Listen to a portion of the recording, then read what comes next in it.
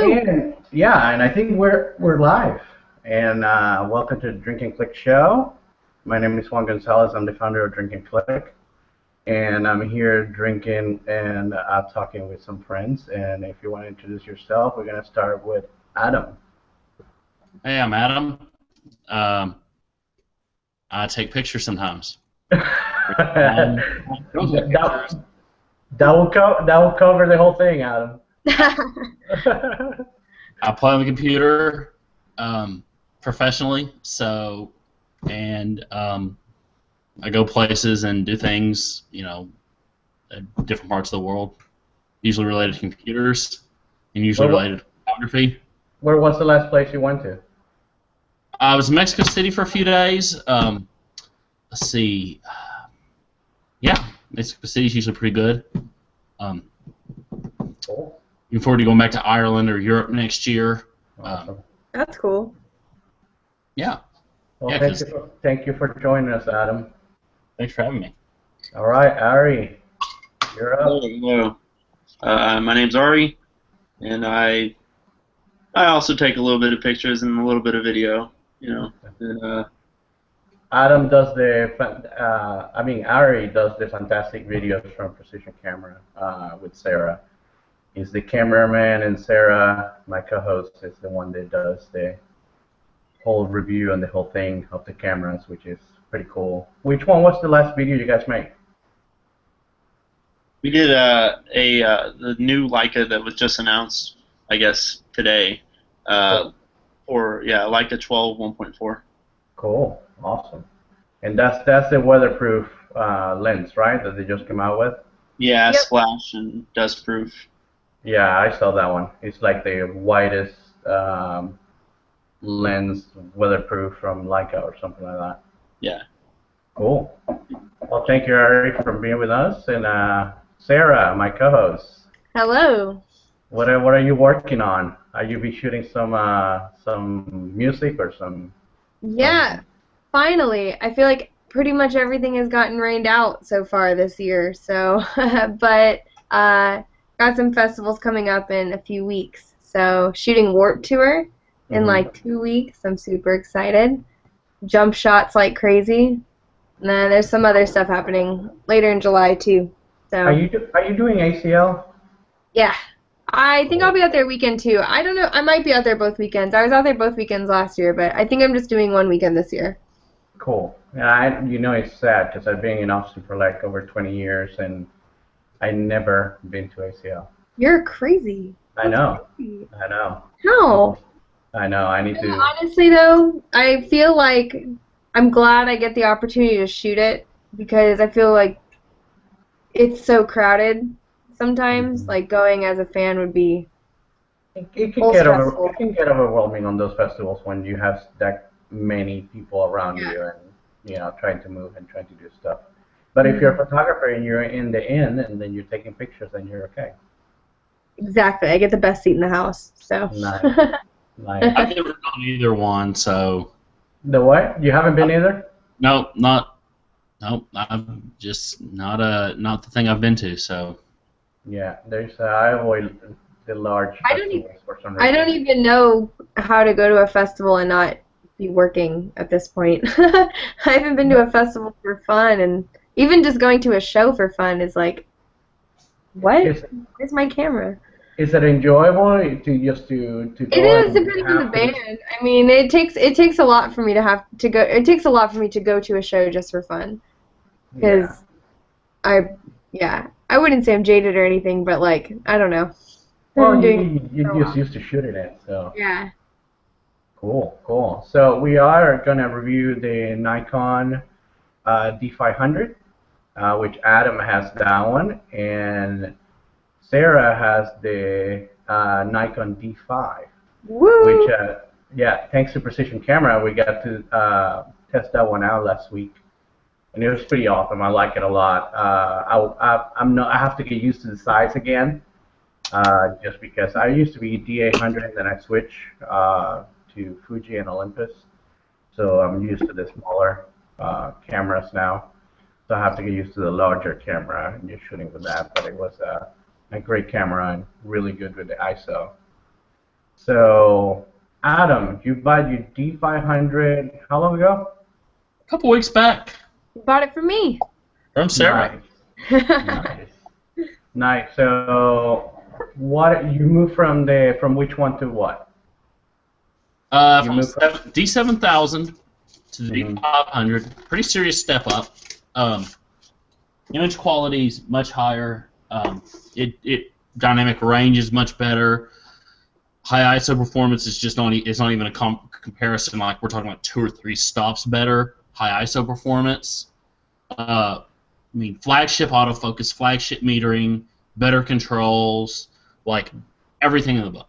Do you notice that when you're shooting now on like a drink and click event, does it focus a lot faster than the one you used to have? Faster. It focuses better in low light. I mean, at the end of the day, this camera, the D5, same autofocus module, the exact same autofocus module.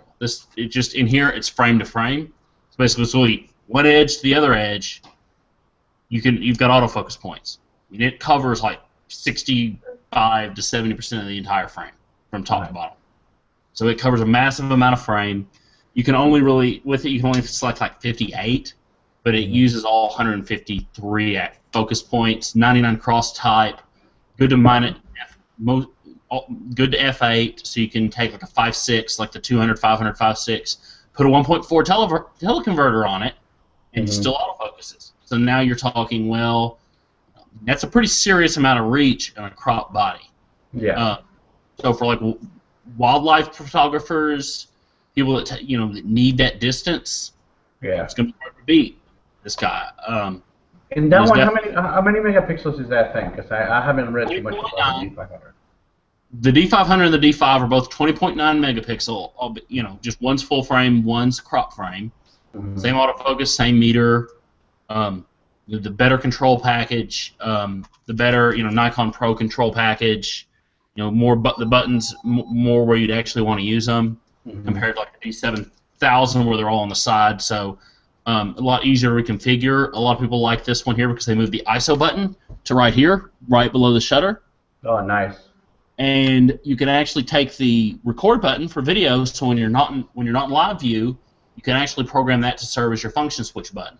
So that your 2 most commonly used buttons are usually your ISO button and your function switch, just between manual aperture priority, shutter priority program, and you can program all of them on one side of the camera, and then really, that way you just right there you can, one finger, the finger that's in the right spot, can just in the buttons at each roll. I'll add to that. A lot of D4 and D4S users actually ended up programming their movie start button to be ISO while shooting stills because that's where they wanted it. Because before it was one of these annoying buttons like on the back. Yeah. So that was. It's also hard to reach. You have to put your thumb down there while you're. You completely have to go out of the way to get to it, and it's a feature that, I mean, you should be changing. You could potentially be changing every other shot. So. So I know that the D5 is a touch screen, right? Yeah, they're both touch screen. And what's the difference? The what? The D5 not as much. The D5 is only touchscreen in review. So if I wanted to like zoom into my picture and see what it looks like, that's the only time the touchscreen is activated. Otherwise, it doesn't do anything. So there's the D500 touchscreen. Yours is a touch all the time, which is nice. Yeah, it's pretty nice. I mean, the touchscreen works pretty well. It's really handy in especially. And now that you just pulled that out, the articulated screen. Yeah, so like for video, you can articulate the screen out. So like, or if you're shooting, it makes it really easy. The articulating screen's nice. I mean, it's one of those features that I didn't think I would appreciate. And when I'm doing tripod shooting, it makes it easier to say, okay, I'm going to articulate that screen out for review. So that way I'm not sitting there having to hunch down when I've got my tripod down low. I shot some tripod shots a couple days ago, and that really made a difference. It made it a lot more usable. To me, the usability is a big driver to this camera. So I mean, if you consider right now this and a D750 full frame camera costs the same amount of money. To me, the autofocus in this thing, 10 frames a second, and the usability outweigh the loss of a stop of performance. And and the X-Speed 5 processor gets a lot of that back. The noise reduction, the image quality in this is pretty good. So I mean, people have said, you know, when you look at a D750 image versus a D500 image, they're really close in quality, even into higher ISO ranges, not just at base ISO. So Sarah, what do you think about the D750 and the D500? Well, so that was actually what I was about to bring up. I haven't seen comparison shots side by side yet, but I can tell you right now, the D500 would probably be my second body because I have a D750 now, and I mean I'm pretty spoiled with the dynamic range on that guy. But Ari and I did a video over the D5 and the D500 actually, and the high ISOs on the D500 were stupid impressive. They were really, really, really good. And they have better autofocus. I mean, the D750's autofocus is pretty decent. That's actually the main reason I purchased it. And then the D500's even better. So I'm like, dang it, maybe I should get one of those. Yeah, I mean, when we were drinking Click, I was having a conversation with some guys who were one guy who was a D500 or D810 shooter, and he was like, "Well, I rented a D5 to shoot sports, but I mean, and he's like, I can't justify a $6,500 body for sports." He said, "But I can definitely justify $2,000 second body for sports." And he said, "Then I've got the 810 for studio work or landscape, where I want the 36 megapixels, and I'm not worried about, you know, well, it only shoots 4 frames or 5 frames a second." You know, versus the 500, it does 10 frames a second. You know, that was kind of the thought. Yeah, Nikon has set themselves up really well right now with their lineup, I think, to kind of have a camera for everybody. Yeah. Yeah. I mean, the only thing they're missing is just a mirrorless. Yeah. I mean, I was reading today, or in Photo Magazine, so that's the UK Nikon kind of specific magazine. UK tends to have some like Nikon specific magazines or Canon specific magazines. And it hasn't made it over here yet in terms of a print copy, because I went to look to get one. But they basically asked the question and answered it yes. Is the D500 the overall best camera Nikon's ever made, digital camera Nikon's ever made? I mean, they answered, they said, this is probably the best dollar for dollar, you know, camera Nikon's ever put out in terms of what they put in it, all the stuff and all the knowledge they crammed into this little body and put a $2,000 price tag on is really impressive. Yeah, I mean, if they put a lot of the features that D5 has, a lot of the autofocus and the whole thing, they put it on the little thing. Get the autofocus out of D5 into a crop sensor camera. You put the flagship autofocus module. So, Ari, I wanted to ask you about video. Have you tried the video on the D5 and the D500? Yeah. And what's the difference between them two? Are they both 4K? Yeah, they're both 4K, UHD 4K 3840 by 2160. And they both did 24 frames or 30 frames in 4K mode. I said they were pretty good. I mean, there's definitely, you know, they're not as video oriented in comparison, but for being the first DSLRs to have 4K video, it was definitely really nice. I'd say it was incredibly sharp, so they really took advantage of the optics, and I don't know, it looked really nice. It's just. Would you trade your videos that you do with Sony, right? Yeah, I do all of my videos with Sony cameras. You would not trade the Sony with the video for the Nikon video? No, it's just their video system isn't quite as mature. They don't have log modes available. They don't have slow motion capabilities like the Sonys have. So, you know, but I wouldn't expect too much for their first time to do 4K. But they're doing decent for the first one.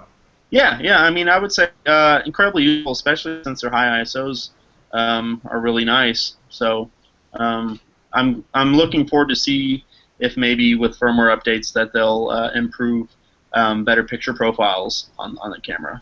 I think that's kind of the main drawback for me. Everything else is fantastic. Yeah. So it's mainly just photographer video. It's like, okay. It's kind of crazy that Nikon was the first one to throw 4K into their DSLRs. Didn't think they would win that race, but kudos that they did. Yeah. A couple caveats to, especially 4K on the D500. one that kind of applies to all Nikon cameras globally, especially for people that have a lot of like focus racks, is that Nikon cameras focus backwards to everybody else. So if you know how your focus rack works backwards. So I've read that cinematographers really don't like Nikon gear because it focuses backwards to their Canons or Sonys. The other is that even in the D500, 4K is a crop within the cropped sensor. So really, you've got to like use basically really ultra wide lenses or be shooting stuff like far away anyway for it to work. You've got to be cognizant of that, because when you hit 4K, 1080 is the normal sensor size. You hit 4K and it just goes clunk. I guess it doesn't downsample for 4K. It just takes that block of pixels out of the sensor and uses them for 4K. Yeah, that's definitely a good thing to note. I think they probably did that so there wasn't a lot of pixel binning or moire in 4K mode. Yeah, but no, Nikon. I mean, for somebody whose video is a primary tool, they're probably not. I don't think they would buy the Nikon anyway. Yeah.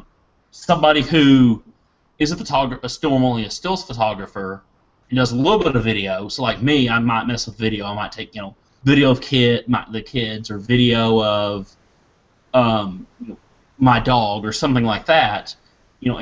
Or a friend of mine calls up and says, "Hey, can you videotape me doing this today?" And I say, "Yeah, I can do it."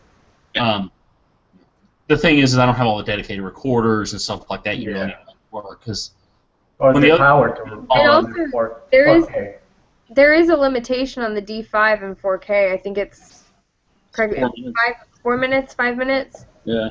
Which I would think. Oh wow. Nikon usually has a cap on 1080 videos, so with it, you really, if you're going to be a video recorder, if you're going to use it for video on Nikon, you really have to have an external recorder. It's almost essential you have an external recorder with Nikon.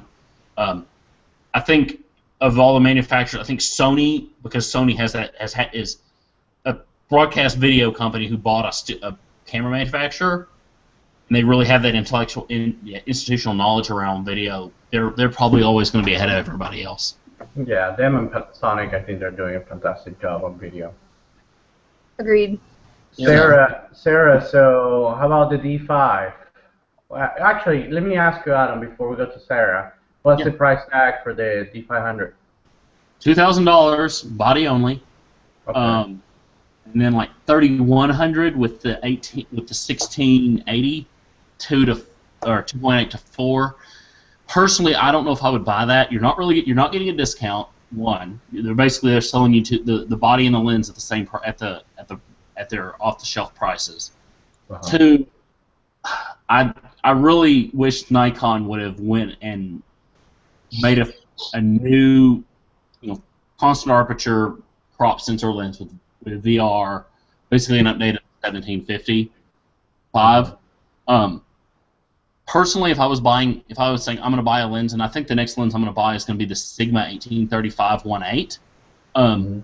It's a really good crop lens. It covers a range I don't have a lot of gear in, but I find myself going, I really wished I had like a 24 right now. And it's a really sharp lens. The reviews on it are pretty good. But I think that's kind of the thought, was that Nikon really should have maybe put some more, put a little bit more pro-style lens out instead of a lens that, gets slow where you don't want it to be slow. Yeah, exactly. That lens drops to 3.5 at 50. Well, that's really not where you want to get. Yeah. Yeah. Well, and it's interesting. It was interesting to see them go after that type of lens too, because Sigma has their 17 to 70 contemporary, which is less than half the price and is, honest to God, beautiful. Like, that glass is super, super sharp. So, I mean, Nikon's pretty proud to have that, pretty much the exact same type of lens priced at over $1,000. If you're watching live, you should have a Q&A little window that you can ask questions. So if you have the questions, we'll see them here on the screen, and then we can ask them out. But Sara, so we're talking about the D5 now. What's the price? What's the price tag out of that monster? $6,500. This is great. 6500, and it's the same 20.9 Yeah, megapixel. yeah. So I mean, this is the big brother. This is the full frame version. This is full magnesium alloy. You get about 4,000 images to one charge of the battery. You're getting 12 frames per second, so it is a bit faster, and that is while using autofocus, while using continuous. Adam brought up an interesting point earlier. I was trying to figure out reasons. When you are shooting with the mirror up, the camera can do 14 frames per second, and I suppose if someone had specifically a set focal length, like set to infinity or something, that's when they would use that. So that is an advantage. It is technically a little bit faster. Of course, you do have this ginormous body style. It weighs a little over 3 pounds. I have the dinkiest little lens on it right now, which is kind of hilarious. But of course, a body style like this gives you built-in vertical orientation as far as the shutter, as far as dials and everything, and then the battery life is just nuts. Yeah, the battery life is impressive on Nikon. It always been. I never had a problem with battery on Nikon. Yeah, and this is even better than what the D4S had. So yeah. Which is nice. I mean, if you're out somewhere traveling, if you're taking that to traveling for wildlife or something, you don't have to worry about charging 2, 3, Right. 4, 5 batteries at night. Right. And well, and I would imagine. I mean, like I think it's around 3,700 or 3,800 shots to a charge. I might be mistaken. But I mean, you think about that. That's obviously a ton of photos. But if you're on the sideline of an NFL game or a soccer game or something that's absolutely ridiculous, and you're firing 12 frames per second raw a lot, I mean, that's probably pretty easy to fill up. Yeah. And so do you have it right now on a high-speed shoot or Yep. let's see how Ready this for sounds. this? Ready for this? Oh, wait, hold on. I have to focus it. Ah.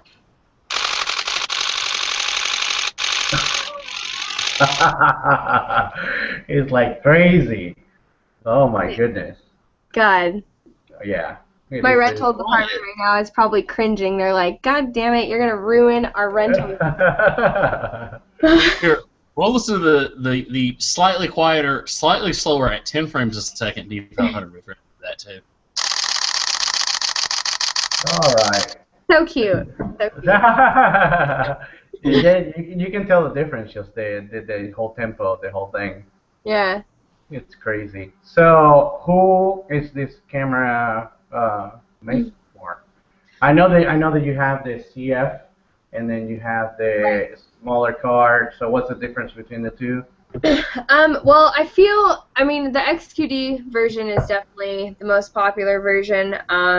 Although I've been trying to, like, figure out exactly where the buffer maxes out, and I'm reading that, honestly, if you're shooting with a high-speed CF card, you're still probably going to get around 200 frames to the buffer, which is absolutely ridiculous. I don't know a still shooter that would need to go beyond that, but maybe they exist.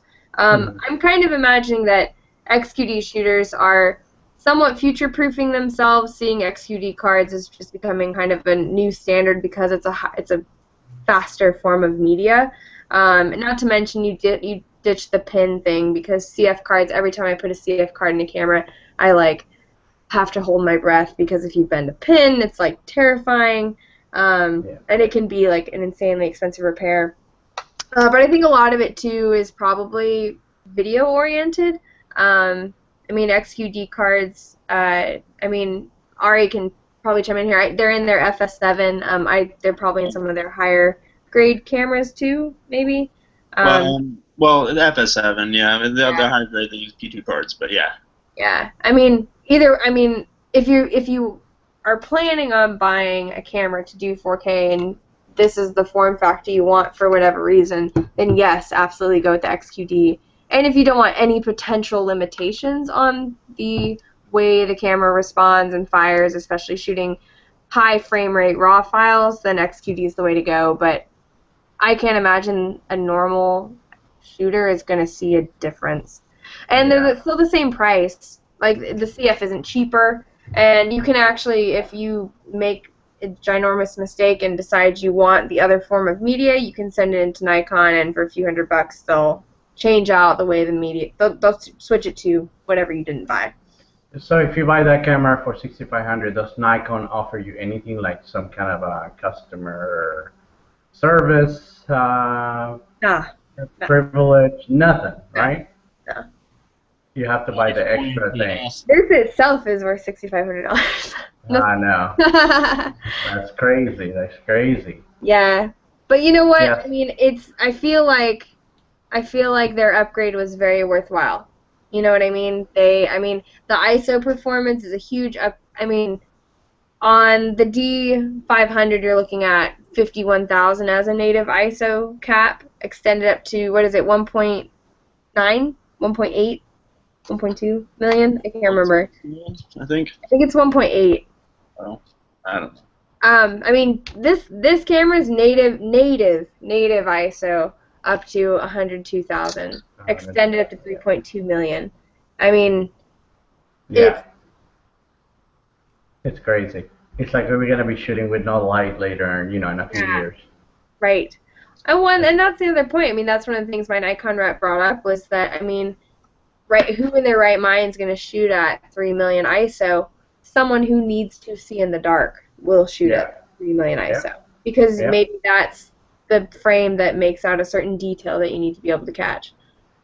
Yeah, and I think it has to do, those shots that you see in the middle of the night that they caught whatever animal in a trap or something. Right. I don't know. It's just crazy. It's just what were they coming with.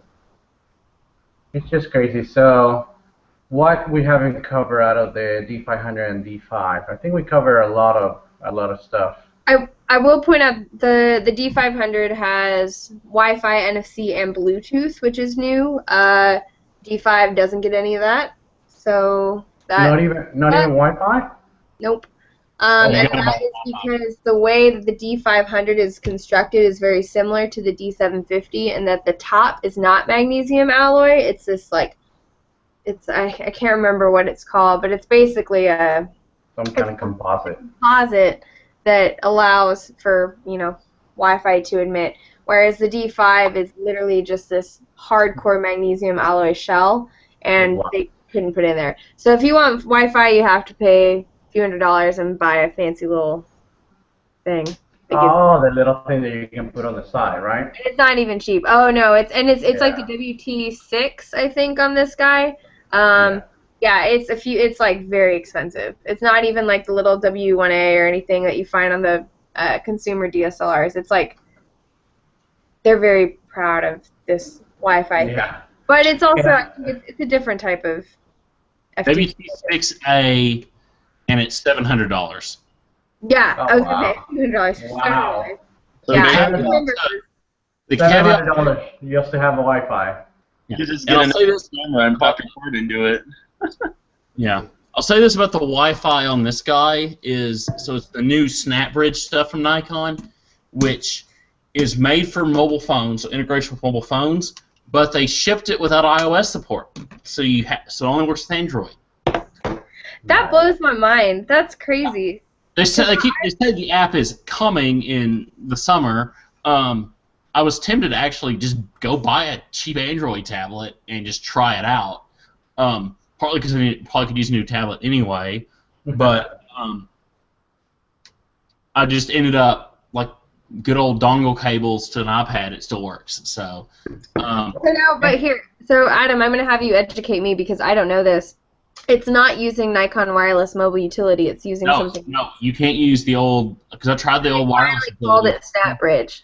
Yeah, it's called SnapBridge. It's going to be their new thing, but they don't have iOS support out. Like it's the most Nikon thing ever. Like, oh, we're going to come out with this mobile wireless platform, but we're not going to support your phone yet. Like, that's so funny because I remember getting on, like, talking to my Nikon reps and getting on their case about this because I thought it was hilarious that they called it SnapBridge for so long when SnapBridge never existed, I guess, until now. SnapBridge was like what they were calling it, but it was still just Wi-Fi, and then the app was wireless mobile utility.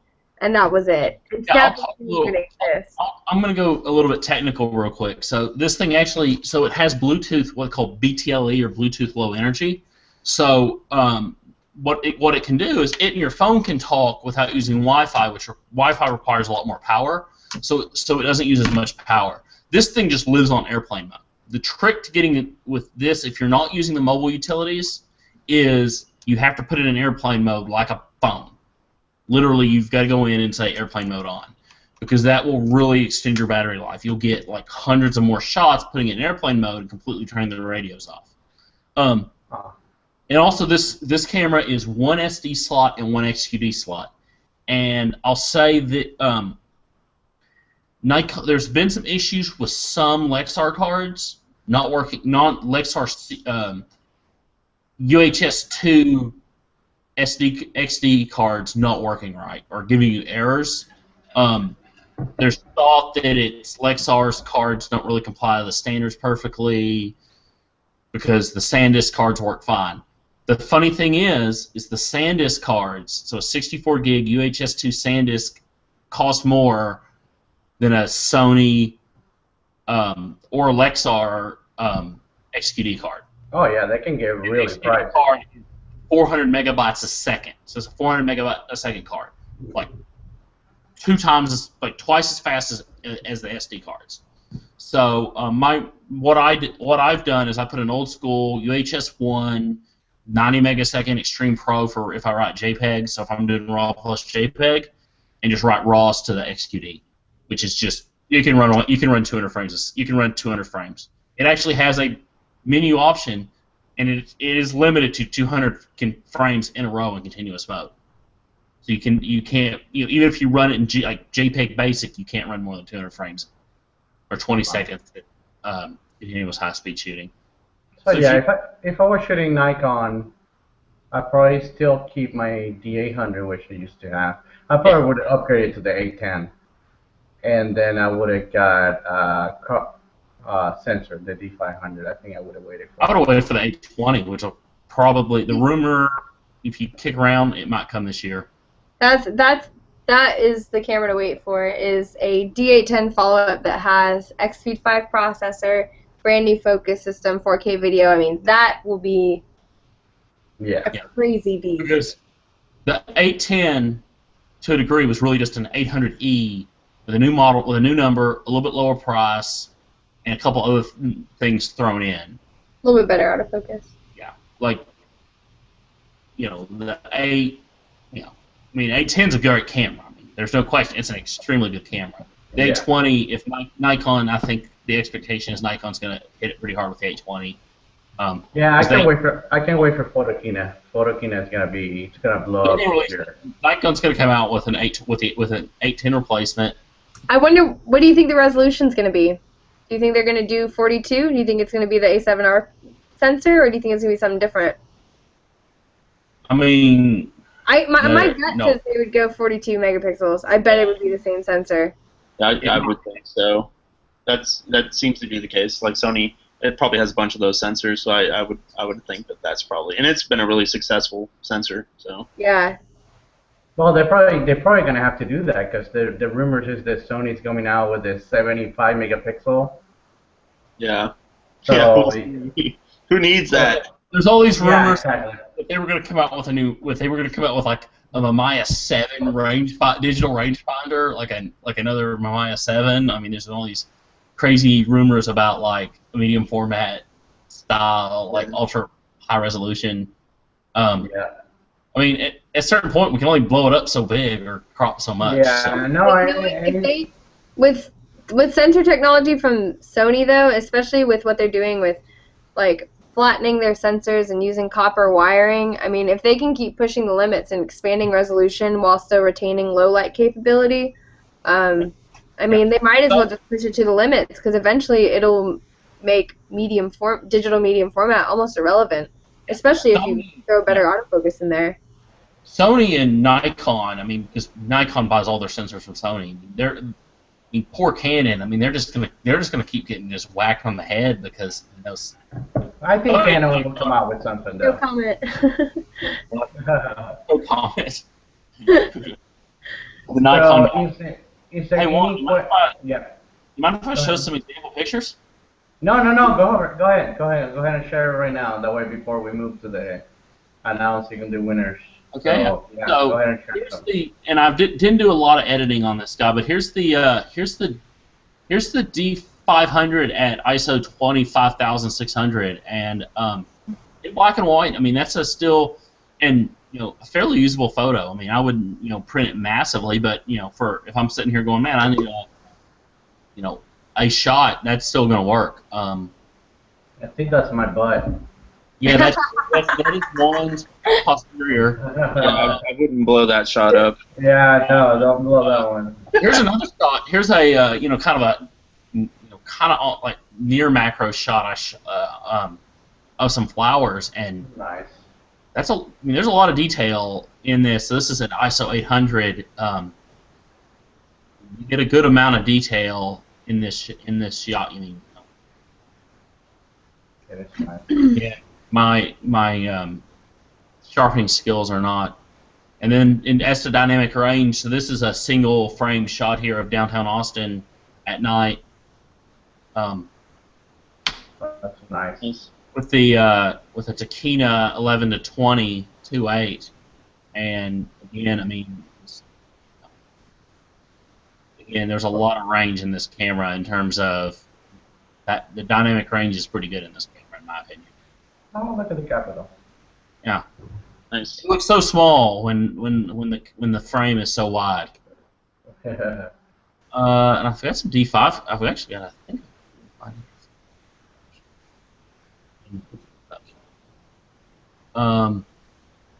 That's nice, man. I like them. Yeah, I mean, this is some portraiture. The portraiture stuff looks pretty good on it.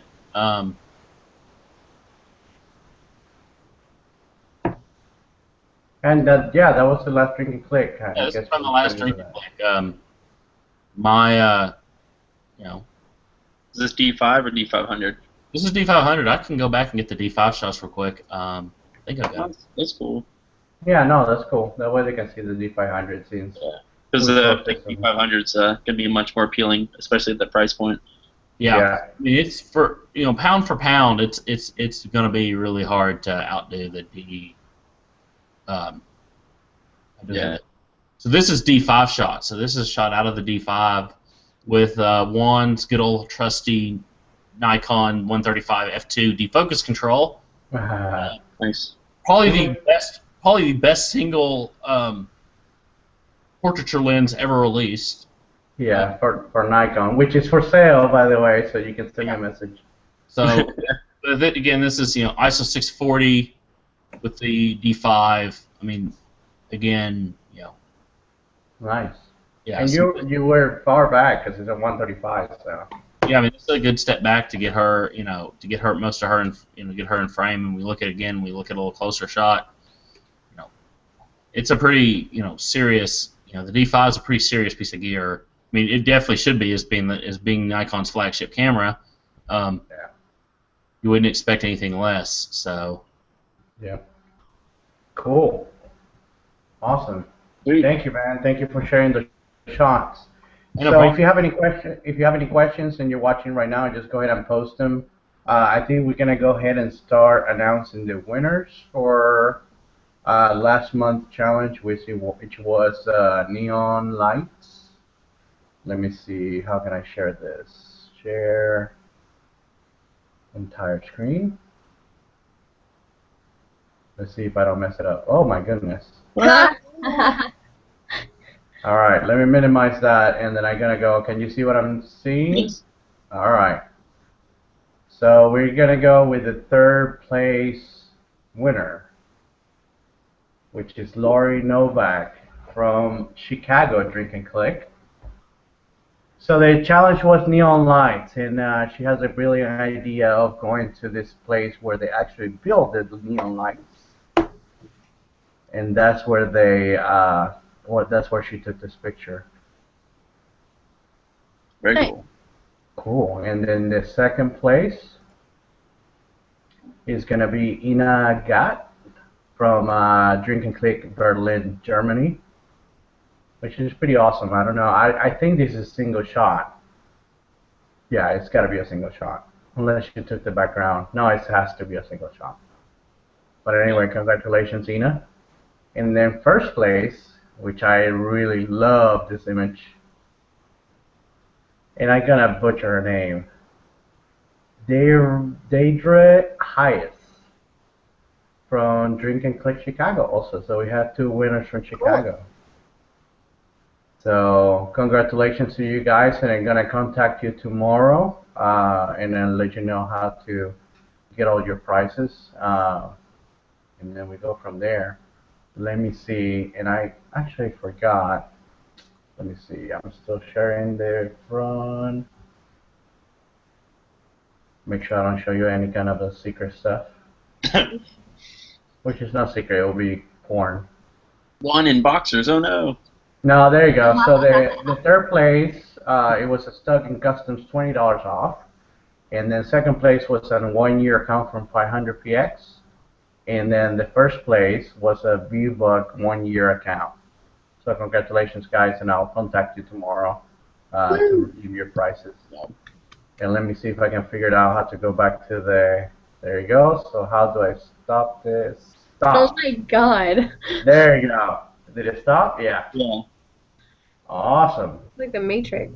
Yeah, so we have quite a few events coming up. The next event is gonna be, let me see, there's gonna be one here in Austin next week. I still haven't planned what it's gonna be, and I just lost my light.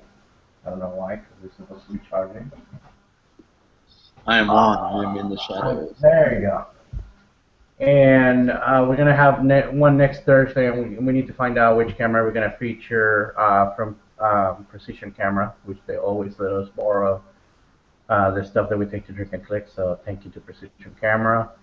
And we're having another event in Palo Alto June 30th.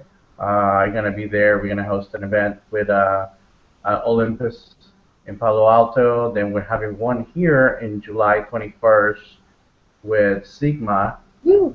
In Austin, Texas, and Precision Camera, and then we also. Fun one. Yeah, that should be an interesting one because it's just lenses. So. Yeah, everyone bring a camera and make sure it's a SLR. He'll probably only have SLR mount stuff. Yeah, I think he said he was gonna have Nikon, Canon, and Sony. Okay. So let's see what else we can convince him to bring. And then we're also having another event in San Diego, California, July 28th. And that one is going to be with Panasonic and Olympus. There are a few more on the way that we're working on, some in Vancouver, Canada, some in Seattle. So I'll let you guys know. And we are going to probably close it up. I think we're right now almost at 45 minutes. So thank you, Adam. Thank you, Ari. Thank you, Sarah. The amazing co-host, which knows everything about everything. And we're probably on next month, and then we'll see which camera we review then. So thank you for. Hopefully something new's out. I know. Come on, somebody push something out. Yeah. Yeah, I mean the pre-Photokina lull is on. Well, who knows? Maybe Adam has a new camera by then, and then start talking crap about the D500. Well, maybe some uncle or something I didn't know about leaves me a couple $1,000,000 and I go buy and a 645Z and have a good old time. Or no, So, yeah. we'll buy some Phase 1 gear. There we go. All right, so guys, say bye to everybody, and thank you for tuning in and watching the show. And it's going to be on YouTube tomorrow, and then I'll make a post on the website so you're going to watch it too. So thank you so much, and thank you guys for being with us. Thank you. See you next time. Bye. Bye.